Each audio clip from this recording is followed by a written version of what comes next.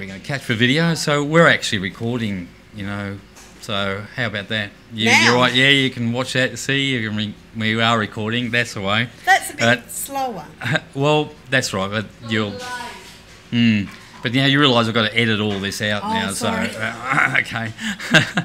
But the delay that we get will transfer back into it. Oh, hopefully. Otherwise, it's just a waste of time. So. But Carol, I'm just have a quick chat with Carol. She's up from Adelaide, and what we started talking about was her child Rebecca's muscular dystrophy, and of course, what we had in common was that I speak quite often about using juices and raw foods in getting results with medical problems, and also just to increase a quality of life. And what I would like Carol to have a bit of a chat about is the story behind Rebecca and how she came to find juicing as a real element to help Rebecca get on. Now, the story behind it is that Rebecca's just spent quite a bit of time, over 5 weeks in hospital, with a problem with aspiration. Beck's got muscular dystrophy, and she had a drink and aspirated, which means it went into her lungs, and she had an arrest, so she had to be resuscitated. And after that, she wasn't able to have anything orally at all. So yeah, so we had a very hard journey from there. It looked like for a few weeks that she was going to pass away.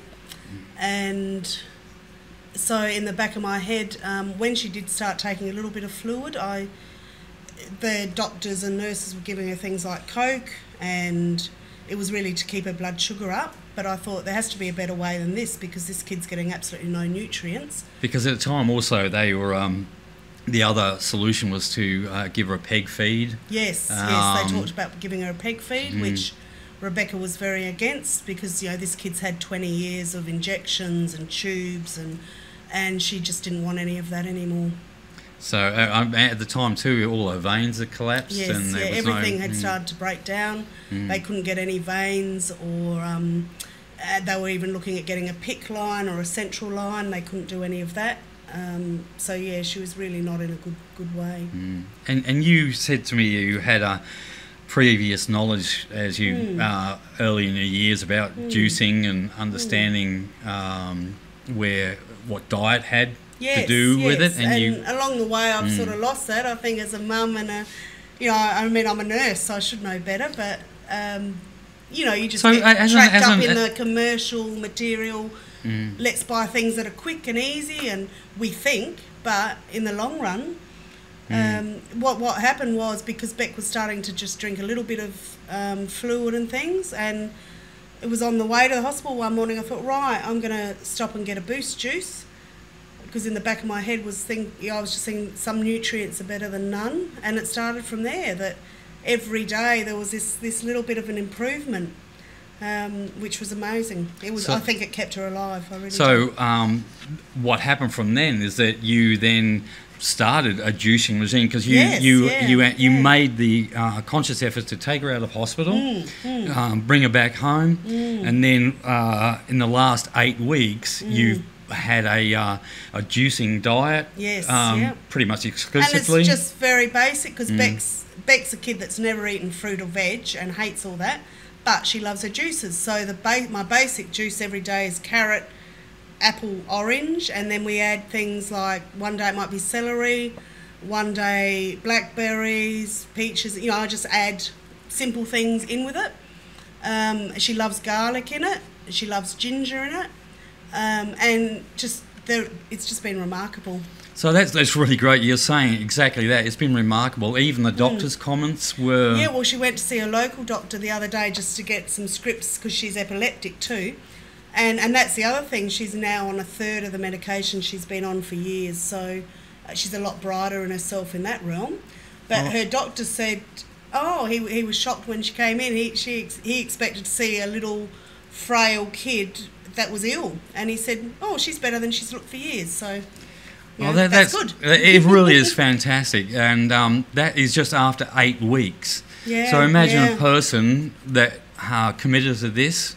Absolutely. And I think Carol's pretty committed to keeping her daughter on this line. Yeah, well, I basically, the bottom line is I want to keep her alive. Mm-hmm. And the junk that's out there wasn't doing that, you know, and if I can do that for longer, you know, muscular dystrophy is one of those diseases that it's not curable. Mm-hmm.